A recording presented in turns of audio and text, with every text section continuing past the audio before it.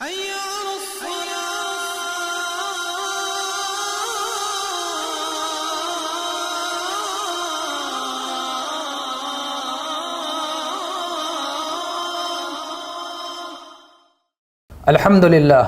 उम्मे Habiba रज़ियल्लाहु अन्हा से रिवायत है कि नबी करीम सल्लल्लाहु अलैहि वसल्लम ने इरशाद फरमाया कि जो शख्स एक दिन में 12 रकातों की पाबंदी करेगा तो अल्लाह तबारक व तआला उसके लिए जन्नत में एक घर की तामीर फरमाएगा। ये सहीह मुस्लिम की हदीस है। 12 रकातें जो फ़र्ज़ से पहले और बाद में सुनने रवातिब अदा की जाती हैं वो मुराद हैं।